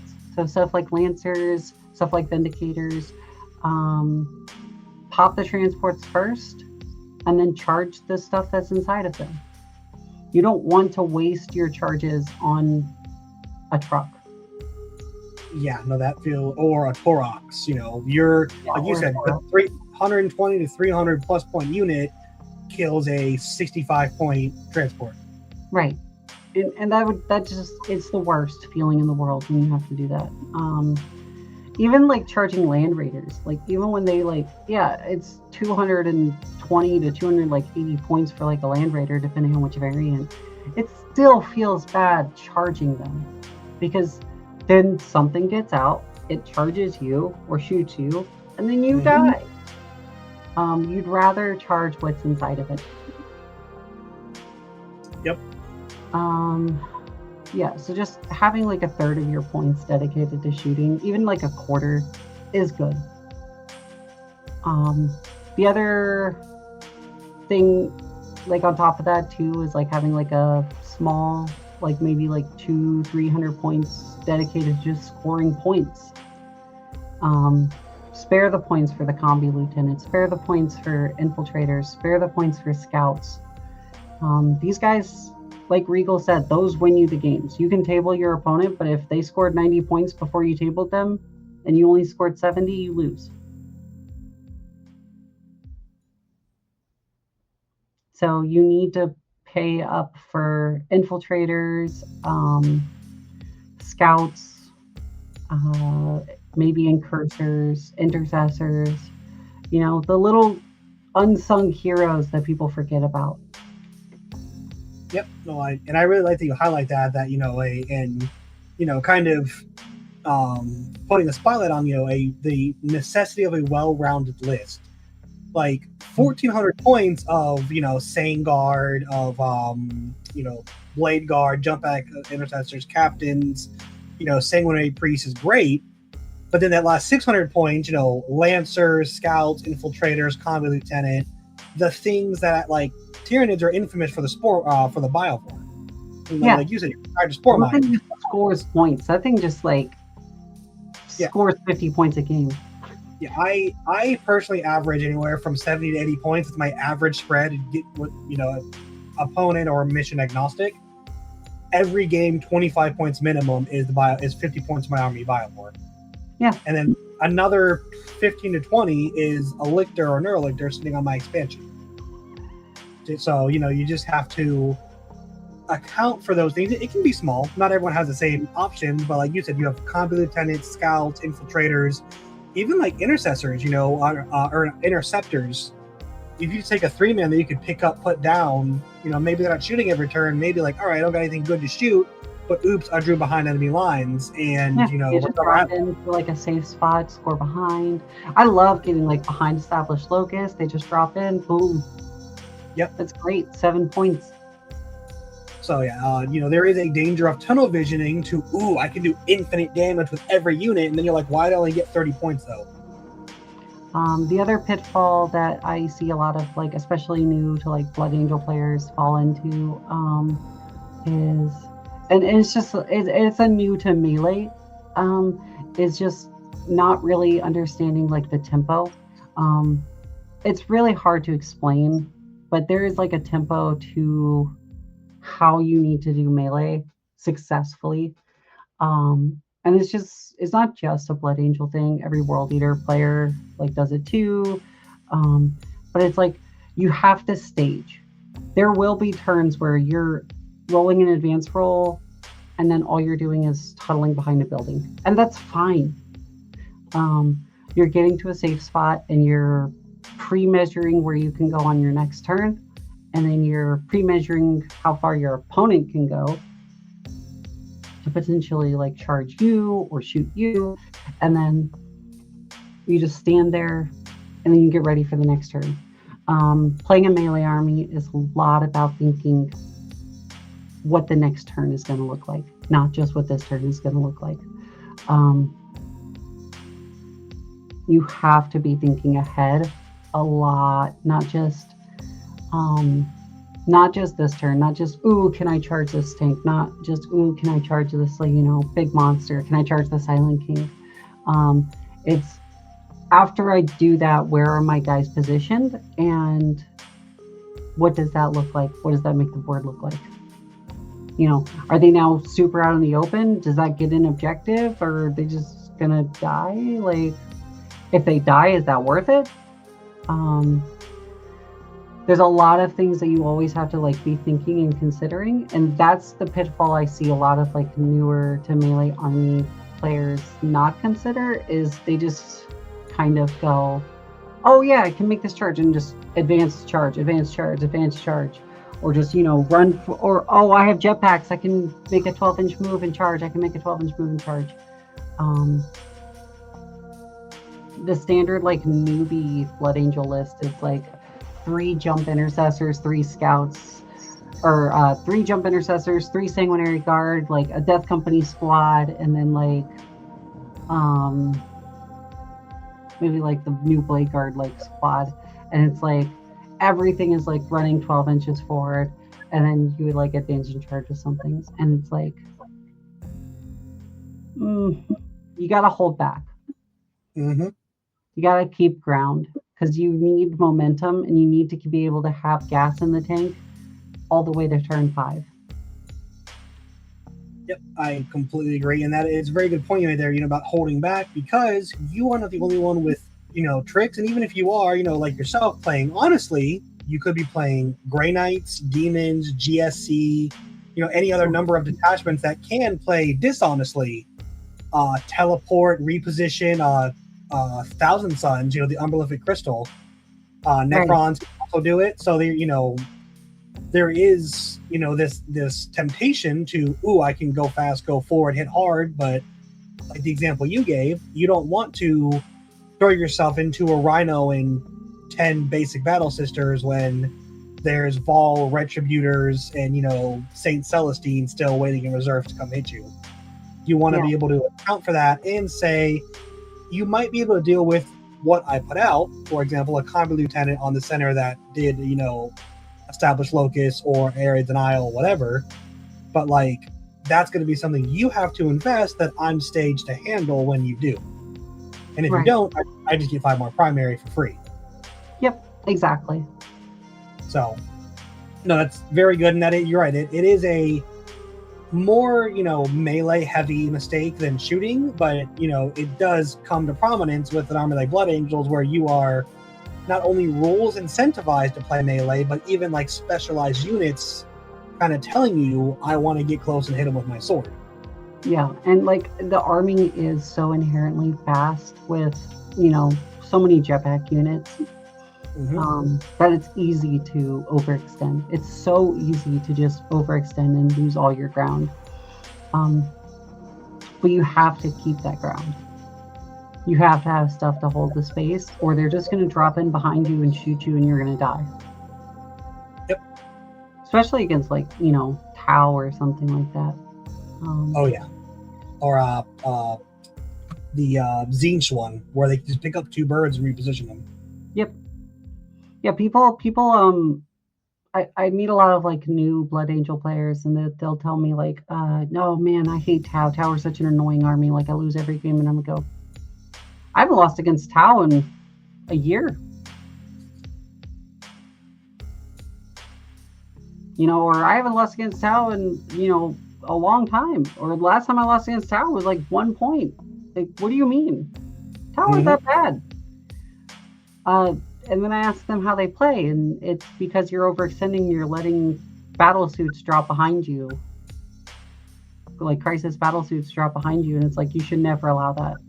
That's the job of the infiltrators, to screen that out and say, you're not allowed to exist back here. You drop in front of me, and then I charge you. Yep. And I'm always having something staged where they can jump up. Yep. Something that I tell a lot of people, friends and people who ask me questions either on Discord or just at events. Infinite damage is great in theory. It is useless if you cannot leverage it for a win. Yep. Yeah. There's a lot of stuff that happens in Magical Christmas Land on paper that doesn't happen in actual practice. Yep. And conversely, I'm sure you've mentioned throughout this video, and there's even more an experience that we haven't heard about. There's a lot that goes unseen where you look at a rule, a data sheet, an attachment, a unit, and you're like, oh, well, that's kind of whatever. And then you put it on the battlefield, and you're like you look at the Biovore, like, oh, that's kind of useful. And then you hear every Tyranny player say, yeah, 30% of my points come from that guy, and you're like, whoa. So And like you said, it's the unsung heroes. It's the infiltrators, the scouts, the combat lieutenant. Well, not anymore, but the combat lieutenant when he was an unsung, you're like, oh, here's 75 points for a dude who can reactive move. Who cares? And then suddenly he's in every single Space Marine list. Yeah. Every single variant. It's the fact that it's a guy who can stand on an objective, press the button for establish locus, press the button for cleanse, and then he doesn't have consequences. Yep. They can't shoot him. If they want to try to shoot him or get close, you just run away. There's like it's different than like cheap scouts where you can put them forward. They can do the same thing, but then they just die. He literally suffers 0 consequences for his bold actions ever, which is crazy. There is my biggest hero, I think, like unit like that is infiltrators. Infiltrators are crazy. People are regularly like shocked by like how crazy infiltrators are in every single one of my games, just because of how like I play them. They are like, I mean, they're just Space Marine bodies, T4, 3-up armor, but they have a 6-up feel no pain, just because. They have the smoke keyword. Everybody forgets that. I knew they had the feel no pain, which, by the way, the combat lieutenant 5-up feel no pain, just in case you thought you were going to be close enough to shoot him. Oh yeah, that's true too. But infiltrators just have the smoke keyword. Everybody forgets this. It is the funniest thing because I'll just put them on the middle objective and I'll just say, all right, I'm just going to pop smoke. And people are like, what? Yeah. They're used to tanks popping smoke, and I'm like, I'm just going to pop smoke. And they're like, that's an infantry. And I'm like, yeah, that's a smoke keyword. And they're like, what? You see that model throwing a smoke grenade?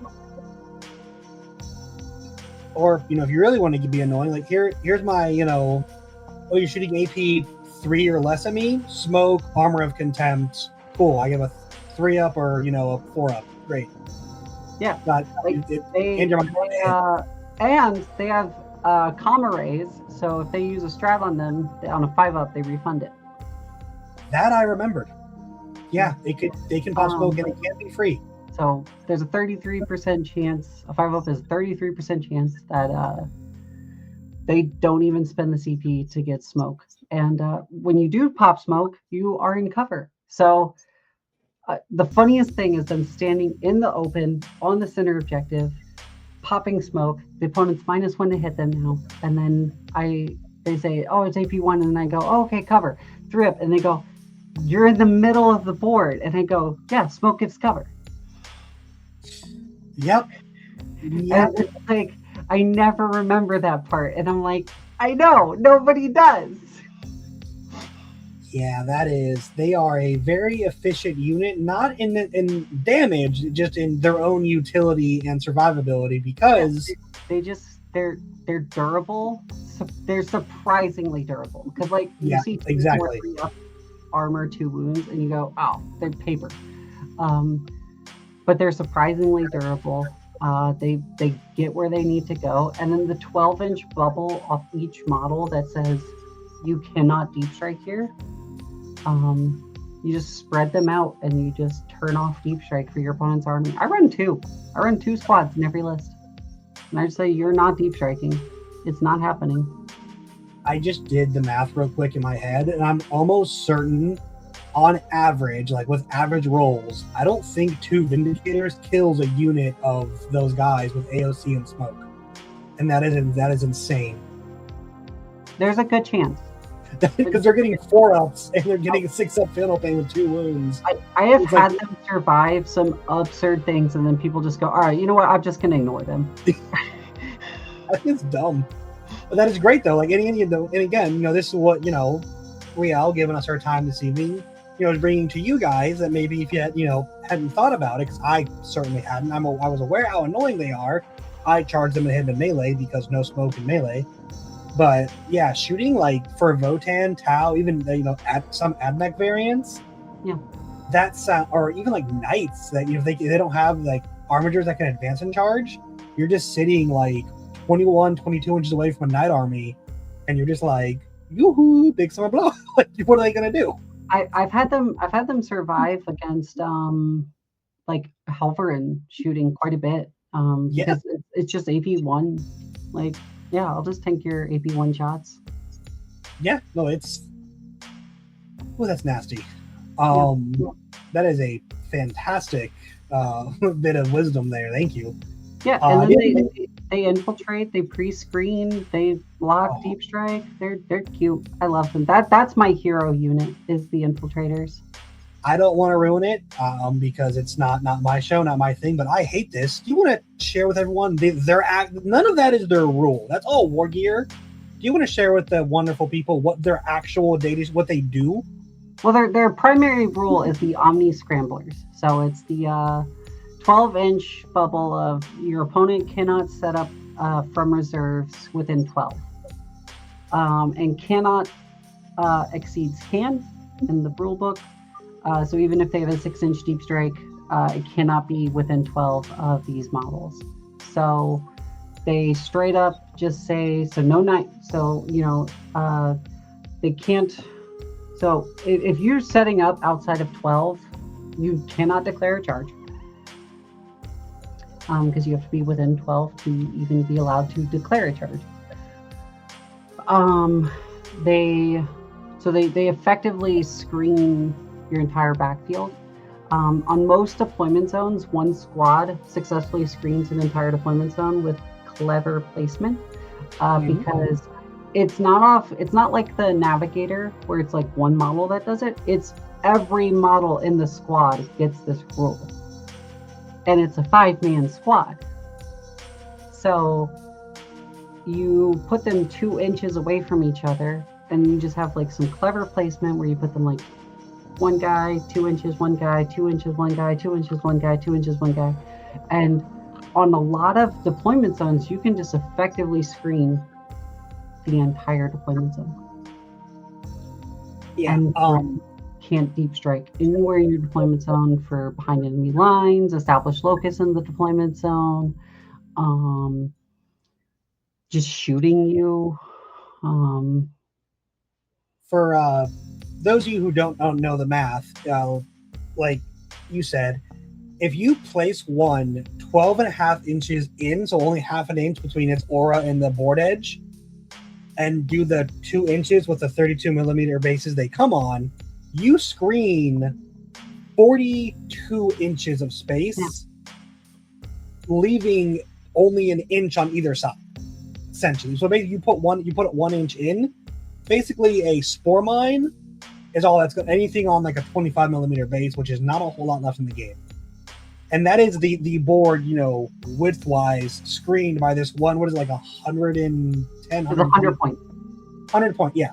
Just so you're, if you're on search and destroy, that entire deployment zone is screened, no problem. You don't got to put them 2 inches apart. If you're on the steps one, I can't remember it right now. Tipping point is completely screened. Yeah. And the same with hammer and anvil, because it's just the same width. It's flat. Yeah, you completely screen those deployment zones. And then on Crucible, you screen all but like a little pizza wedge. The intercessor squad just picks up and just stick at your home anyway. Yep. Yeah, or just like a tank or something for 9 inch. Yep. And you got it. Yep. So yeah, and the thing is that this is, and like you said, you bring two, so you put one in the back and you put one in front of your army, which means everything in the center of your army is now untouchable from reserves, which sounds niche until you remember a lot of armies get their mileage from reserves. GSC, Grey Knights, Demons, and other sub-training assault Tyranids, entire detachments really hone in on it. So it is not irrelevant at all. And that is some spicy tech right there. Yeah, it's like one of my favorite techs. Like it turns off so much scoring for the opponent, which lets you catch up a lot. Points is, again, like we said earlier, how we win the game, and it turns off so much scoring. And then, like I said, they have infiltrate if you need it. So a lot of times I start one in no man's somewhere, and then I start one in the deployment zone screening. And because it's an aura, it is not only 12, it is from every individual model, more like 24.5 inches from each base. So, and a lot of times one man cleverly placed, even if it's a sacrifice, can just screen all of no man's land from any infiltrators your opponent might have, or scouts. So that helps things with like Monka Tau, World Eaters, Lictor Heavy Tyranids, don't know who runs that. But all these things that either want to scout early or get their own presence in the midfield, you just pick when to defend a roll off and just say no, you don't get to do that. Yep. You have any final thoughts for the wonderful people?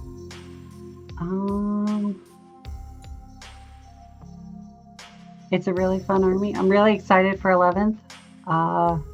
It's going to be fun being the poster child again. I'm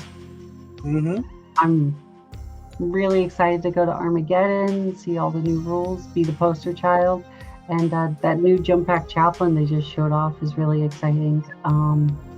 It's the first time that the jump pack chaplain is alive, not thanks to us. So, because we were keeping that model alive. The jump pack chaplain was a Blood Angel model only, and I mean, you guys are the poster children for 11, so could still be. But yeah, I'm super excited as well for 11th, and just to see where it goes, both lore wise and because I believe another non-insignificant thing that the Blood Angels did was they're actually the ones who found the lion. Yeah, so Dante did find the lion. Dante's the one who found his communications. Dante's the one who immediately recognized him as a Primarch and was like, "Eggy, I know what you are. I believe you." And the lion was ready to throw hands because Dante wears the death mask of Sanguinius himself, which is a high honor to the Blood Angels. But the lion was confused, being like, "Why is somebody wearing my brother's face?" Yeah, there's one person you don't want to confuse. It's the lion, because he's even more than Russ. Strike He's first. Always ready to throw hands. Yeah. So Dante was like, "Yeah, wait, I know who you are." He took off his helmet, and Dante, one of the things about him in the lore is he does not take off his helmet for like almost anybody. Half the chapter has not seen his face because he prefers to show off the face of Sanguinius to everybody on the battlefield.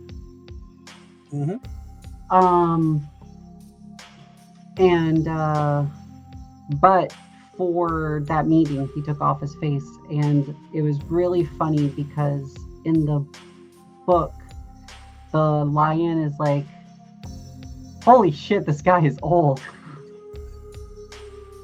Which for Space Marines is both rare and to non-Space Marines thought impossible. Yeah, it's like, wow, I have never seen a Space Marine look so old. Oh my gosh. It's funny considering that he himself, a Primarch, is also now old and aged. Outside of warp shenanigans or Dreadnought, Dante is the oldest living Space Marine. Fun fact. He's been leading the Blood Angels longer than most other Space Marines have been alive. I think the only non-Chaos one is Bjorn, who's a Dreadnought. Yeah. And Bjorn's been around since the Heresy. But yeah, Dante is 1,500 years old, and he's been leading the Blood Angels for 1,100 years. He's so old. That's why he just wants to retire and die.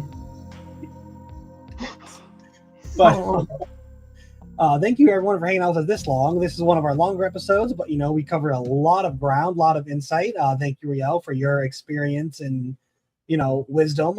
I learned a whole lot, and hopefully you guys did too. And just once again, if people have any questions for you, comments, want to ask you questions about them playing, list building, opinions as we go into a new edition, and things do kind of change. We have, we were told that there is going to be a plethora of new detachments coming, and as the leading faction, it is a reasonable assumption your codex will be one of the first. Where could people kind of, find you if they were so inclined? Rielle Hammer on Instagram, Chaotic Waffle on Discord. Was the easiest. The Onslaught Discord will be in the description. Feel free, and I know she's on there, and she is reasonably active in multiple channels. But if you have any questions, feel free to reach out to myself as well or Lewis, and we could put you in contact with her. Thank you for coming on, for spending this time, and hope everyone has a good night. Thank you very much for joining us. Thank you. Have a good night, everyone.